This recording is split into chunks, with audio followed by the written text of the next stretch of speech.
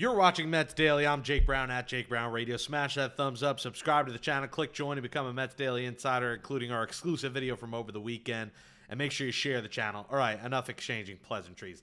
The New York Mets are a fucking disgrace right now. And what we've seen in the last 16 games is not the Mets that we know and love. 3-13, and over the weekend, a utter embarrassment to the Pittsburgh Pirates, getting outscored 30-4. That can't happen. That ain't going to cut it. And yeah, change has got to be made. Unfortunately, the trade deadline is a month away. The good news is for the Mets is that they don't lose today because they do not play. Thank God. We all need the day off today on Monday, June 30th. And the other good news is, hey, the calendar flips to July tomorrow. Maybe it was a June swoon. Maybe it'll be sky high July, we'll call it, for the Mets in July. But the way they're playing right now, how are we going to have that belief? A team that was once 5+ games up in first place is now a game and a half behind the Phillies. They're only 2 out of being out of the wild card. They're the top wild card right now, but by the end of the week, they could be out of the wild card. So you're talking about a team that was cruising to an NL East title to a team that might not even make the playoffs if they don't get a kick in the ass right now and do something. And what happened over the weekend was inexcusable. This team looked lifeless. And they try to have a team meeting on Saturday. You know, Mendoza gets tossed during the game. They have the rain delay. They idiotically bring Blackburn back in the game, who's already bad. And then after a rain delay, how the hell are you going to bring him in and expect any kind of success? He implodes. Bullpen implodes. The lineup does nothing. They score 4 runs on the weekend. They didn't even face Paul Skeens.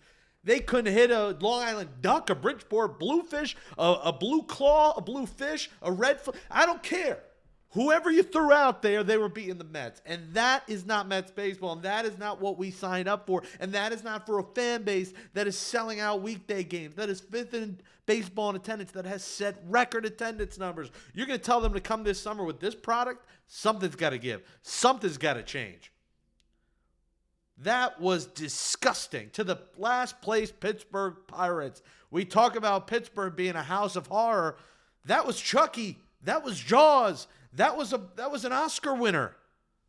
That was a horror movie that you want to go back to bed and never have a nightmare again. That was melatonin on crack. What'd they meet about? Their Primanti brothers ordered? Did they want fries in the sandwich or not? What was that meeting about? You know, Brandon Nimmo talking about the meeting saying, you know, this stuff won't change overnight. I'm going to be honest, guys. I think something is going on behind the scenes with this team. I haven't heard anything. You know, it's just my belief. I hope I'm wrong, but something is up with the Mets in the last 16 games. I don't know if there's dysfunction behind the scenes. I don't know who. I'm not going to point fingers, but I think something is going on behind the scenes.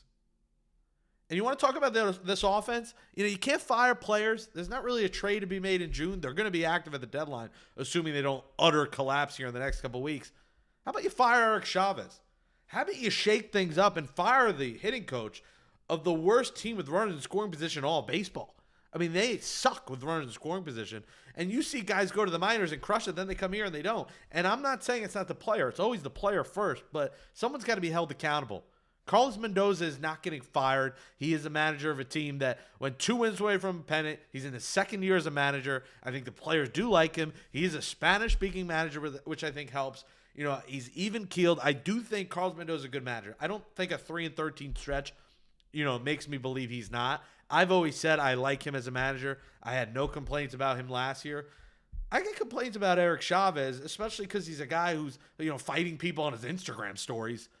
I mean, can we get a grip? And then there was the sign in the clubhouse. Who knows who wrote it and saying, like, you know, I'm Eric Chavez's biggest fan, whatever it was. He might have wrote it himself. It wouldn't shock me. How are you going to sell to this fan base? We're not going to make changes. We're just going to keep shuffling guys from AAA and up, and this guy down and up, and this guy down and up. What? And I'm not saying firing Chavez is making a difference. I don't think anyone believes, like I do, if you fire Eric Chavez, they're going to go on a, you know, to win 12 of their next 14 games. I don't think that's going to happen, but this is an accountability sport when your offense is this dreadful. And listen, this has gotten back to last year. That's something that has, you know, the teams won. So that's Mendoza. They won last year. They were in first place. They were the best team in baseball up until 3 weeks ago. So I'm not going to let a 3-week stretch define him, but I'm going to let a multi-year stretch define Eric Chavez. And I'm sorry. I mean, somebody's got to be held accountable in this situation. And I'm a little surprised we woke up today. I waited a little bit to record because I thought we might wake up this morning to the news that Chavez is fired. But Martino reported Sunday night that coaches, they have trust in their coaching staff. Today would have been the perfect day to do it. You're off. You got home. He flies home. He's in the comfort of his home. Hey, Eric, we're going to fire you. Okay, I'm home. At least he didn't do it on the road trip. I thought it was perfect timing. It all lined up. The production you're getting is piss poor from a lot of this lineup, from the bottom of the order, from the whole order.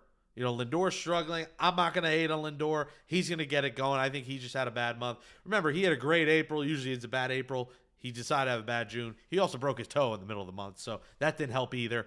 So I'm not too worried about Lindor. I think Alonso's approach has been off. He's flailing at pitches. The bottom of the order, Vientos. I mean, Mark Vientos is not on a long leash here. I think Mark Vientos, if he doesn't kick his ass in a gear and start hitting the baseball, the Mets are going to quickly replace him. They already are playing Beatty and Mauricio. You're not going to see Mark Vientos play if he doesn't hit. And Mark Vientos at the 2-hole probably has got to be done. I think that was a one-day wonder. That was the Baja Man. That was Who Let the Dogs Out. That was Gloria Gaynor. That was I Will Survive. Well, we will not survive. I will not survive with the Mets playing this crappy, this shitty. This is not the product that David Stern sold us. This is not the product that Steve Cohen sold us. This is not the New York Mets that we know, and I really hope this is just a bad stretch. I know they're better than this. And speaking of Steve Cohen, he tweeted, tough stretch, no sugarcoating it. I didn't see this coming. I'm as frustrated as everybody else. We will get through this period. Our injured pitching will come back over the next few weeks. It's unlikely the teams hitting with runners scoring position will continue at this weak pace. Keep the faith. Well, I'm keeping the faith, but who knows if this offense will continue, because they might continue being this bad. And the pitching, yeah, they're getting guys back. But my God, can we stop this musical chairs of pitching staff? Can we stop throwing Montas, Blackburn, and Blade Tidwell out? Blade Tidwell is not ready for the major leagues. Stop selling to the fan base. You got this talent. We got arms. We watch our guy Ernest Dove talk about prospects. If they're never going to pan out and make the major leagues, you're going to keep throwing Blade Tidwell out there? He's not ready. In the words of Kevin Hart, he wasn't ready. He wasn't ready. Frankie Montas looking like he did in his rehab outings on Sunday. He wasn't ready. Paul Blackburn coming out of the rain delay, coming back in, gave up 6 hits in a row. He wasn't ready. You know who might be ready? You got arms in the farm who are crushing it. One of them's in the all-star team. Jonah Tong will represent the Mets in the Futures game in Atlanta. Where is he? Oh, still in Double-A. Noah McLean, where is he? Let's take a look. Look at this. Frankie Montas, 6 earned runs Sunday, was terrible. And it was his second start. He's going to get another. Paul Blackburn, I think we've all seen enough of. I think he got a tough end of the stick having a couple relief outings that inflated that ERA. But the reality is he can't go deep into games, and he'll never be great. He'll always be a number 6 or 7 starter. And if he's a number 6 or 7 starter, get him off. Get him off the team. You can easily cut Paul Blackburn, and everyone will live with it. Blade Tidwell, he's been dreadful. A 10 ERA, 1 relief appearance, 2 starts. He's supposed to start Wednesday against the Brewers' young phenom. And, we can't throw any of our young phenoms that you see below there. It's Mizurowski against Tidwell. Mizurowski, 1 ERA, Tidwell, 10. 1 versus 10. Ooh, yippee. Wonder who's going to win that one. Can we go from within? Look at Noah McLean, a 2.25 ERA and 12 starts. He's dominated. Another great start Friday. And listen, if you're in the business of calling Jonathan Pintaro from Double-A, why not be in the business of calling Jonah Tong from Double-A? You know how excited fans would be on Wednesday? Both of them are due in the order, by the way. They both pitched on Friday, so they're both due to pitch in the minors Wednesday. So you have a very easy option. DFA any of these bums. Chris Davinsky. You have plenty of options for players that you can DFA. Jared Young, DFA. It's not that hard to clear a 40-man roster spot, David Stearns. It really isn't. And Jonah Tong, a 1.73 and 14 starts. Look at those numbers. 115 strikeouts in 73 innings. Are you kidding me? I think any Met fan will be satisfied if you let us know Wednesday, hey, we're going to start Noah McLean, give him a shot. Hey, we're going to start Jonah Tong. Are you worried about hurting their trade value by giving them a start? You already hurt Blade Tidwell's because he's looked far from ready to be in the big leagues. The poor guy should not be out there. I can't even blame him because he has not been good. They're going to get Jesse Winker back, who had his first rehab game Sunday, and he got on base 3 times, RBI double. That was almost homer for Brooklyn. Sean and I will make his final rehab start likely this week and then be back, assuming all's good with his loose bodies in the elbow.